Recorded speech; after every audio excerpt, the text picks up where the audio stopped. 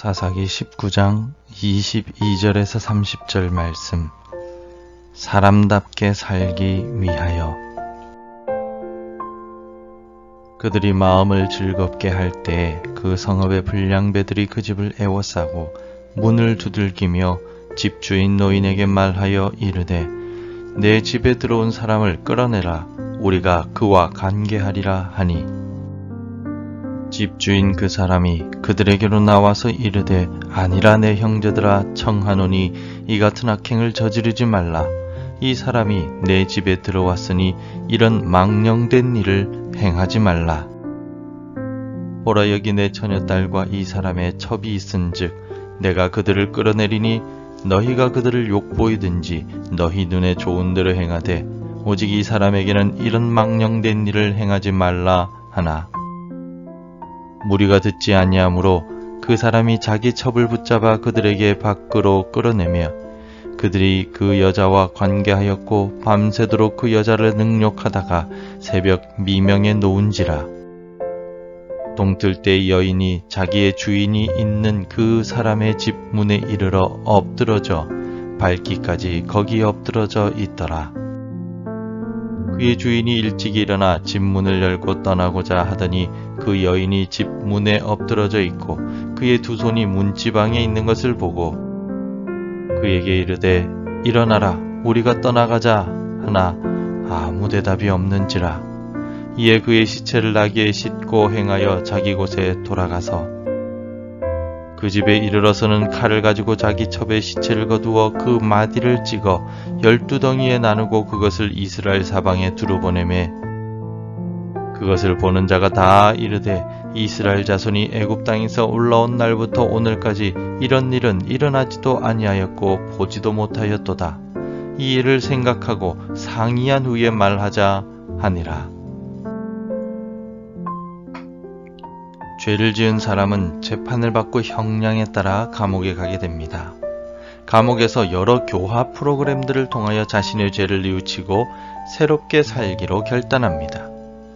그러나 감옥에서 교화가 되어 새로운 모습으로 사회에 다시 나온다는 생각은 매우 이상적이고 이론적인 생각이라 주장하는 사람들이 있습니다. 실제로 영국에서는 교도소에서 석방된 전체 남성들 중에 60% 이상이 4년 이내 다시 범죄를 저질러 체포되고 가중처벌을 받아 감옥에 가게 된다는 통계가 있습니다. 우리나라의 강력 범죄도 검거된 사람 10명 중에 4명이 재범, 즉 강력 범죄 재범률이 40%나 된다는 지난 10월의 연합뉴스의 보도가 있었습니다. 감옥을 만들고 그곳에 범죄자를 가두고 행동을 제약하고 자유를 제한하는 이유는 범죄자가 자신의 죄를 진심으로 뉘우치고 자신으로 인하여 피해를 본 사람에게 사죄하며 석방된 이후에는 사회에 나와서 새로운 사람이 되기를 바라는 목적으로 감옥을 운영하고 있습니다. 감옥의 목적은 다시 사람다운 사람으로 변화시키는 것입니다. 범죄를 저지른 사람들 뿐만이 아닙니다. 모든 사람들은 이 땅을 살면서 사람다운 사람, 기본적으로 서로를 존중하고 배려하는 삶을 살아가야 합니다. 사람답게 사는 것이 가장 기본에 충실한 삶이고 오늘 우리가 해야 하는 삶입니다. 하나님은 우리 인간을 자기 욕심대로 살도록 창조하지 않으셨습니다. 함께 협력하고 서로의 필요를 채워주며 아름다운 하나님의 나라를 함께 이루어 가도록 하시기 위하여 인간을 창조하셨습니다. 하나님은 아담과 하와의 불순종으로 인하여 파괴된 우리 안에 하나님의 형상을 다시 회복시키기를 원하고 계시기 때문에 우리는 선하고 바르며 사람답게 살아야만 합니다. 그러나 오늘 본문에는 하나님의 형상을 완전히 파괴하고 자신의 욕망만을 채우려는 사람들이 나옵니다. 하나님과는 상관도 없고 하나님의 말씀에는 관심도 없이 자기 마음대로 본능이 이끄는 대로만 살아가려는 사람들이 나옵니다. 바로 기브아의 불량배들입니다. 레위 사람과 그의 첩과 종이 자신들을 영접한 노인의 집에서 편안하게 쉴 때 그 성읍의 불량배들이 노인의 집을 찾아옵니다. 본문의 22절입니다. 그들이 마음을 즐겁게 할 때 그 성읍의 불량배들이 그 집을 에워싸고 문을 두들기며 집주인 노인에게 말하여 이르되 내 집에 들어온 사람을 끌어내라. 우리가 그와 관계하리라 하니. 22절에 불량배라는 말이 나타납니다. 이 불량배는 히브리어로 브네이 벨리야알이라고 하는데 그 뜻은 악한 사람들, 도덕적으로 부정한 행동을 하는 사람들, 아무런 가치가 없는 쓸모없는 사람들이라는 뜻입니다. 이들은 기브아 성의 사람들에게 아무런 쓸모가 없고 악하며 도덕적으로 부정한 사람들이라는 뜻입니다.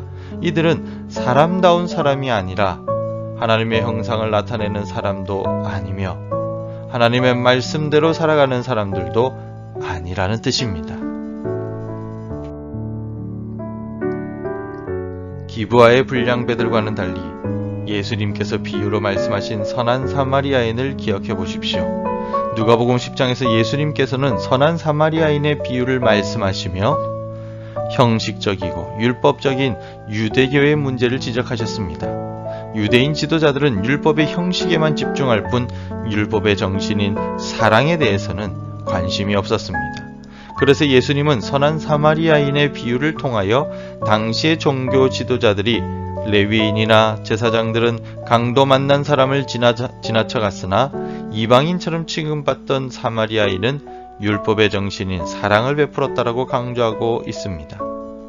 누가복음 10장 27절에서 대답하여 이르되 내 마음을 다하며 목숨을 다하며 힘을 다하며 뜻을 다하여 주 너의 하나님을 사랑하고 또한 내 이웃을 내 자신과 같이 사랑하라 하였나이다 라는 말씀이 바로 선한 사마리아인에게 적용되는 말씀일 것입니다. 하나님의 말씀이 기준이 되는 사람들은 말씀대로 살아가는 사람들입니다. 하나님의 말씀대로 살아가는 사람들은 하나님의 형상을 세상에 나타내는 사람들이며 세상 속에 사랑을 베푸는 사람들입니다. 바로 사사기 19장의 노인과도 같은 사람, 아무도 사랑을 베풀지 않을 때 사랑의 손길을 내밀며 자기 집으로 영접하는 사람입니다. 우리가 하나님의 형상을 이 땅에 나타내고 도덕적으로 윤리적으로 부정한 행동을 하지 않고 가치 있는 사람, 이 땅에 쓸모 있는 사람이 되기 위해서는 하나님의 말씀을 우리 인생의 기준으로 삼고 살아가야 합니다. 오늘날 많은 사람들의 삶이 메마르고 외롭고 사랑에 목말라 하는 이유가 무엇입니까? 아모스 8장 11절에서 주 여호와의 말씀이니라 보라 날이 이를지라 내가 기근을 땅에 보내리니 양식이 없어 주림이 아니며 물이 없어 가람이 아니요 여호와의 말씀을 듣지 못한 기갈이라 라고 말씀하셨습니다. 하나님의 말씀을 사모하는 사람이 없기 때문입니다. 하나님의 말씀이 이 세상을 변화시키고 사랑이 넘치게 하며 도덕적으로 윤리적으로 바꿔갈 수 있습니다.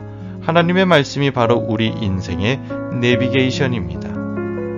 오늘도 주의 말씀을 사모하며 주의 말씀을 읽고 묵상하며 말씀대로 살아갈 수 있기를 바랍니다. 우리가 말씀을 가까이 하고 말씀대로 살아갈 때 이 땅은 불량배들이 아니라 선한 사마리아인으로 가득 찬 아름다운 세상이 될 것입니다. 기도하겠습니다. 하나님, 오늘도 우리가 하루를 살아가면서 오늘 본문에 나오는 불량배 같은 삶이 아니라 선한 사마리아인의 삶을 살기를 원합니다.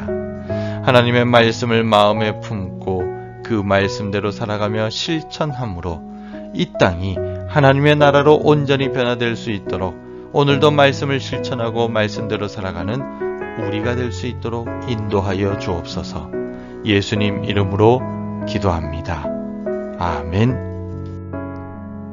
함께 기도해 주시기 바랍니다. 하나님의 말씀을 읽고 생각하고 실천하게 하소서. 우리나라의 문화가 거룩한 문화로 변화되게 하옵소서. 우리 자녀들의 삶이 믿음과 말씀을 따라가게 하옵소서. 오늘도 말씀과 기도로 하루를 시작하시기를 바랍니다.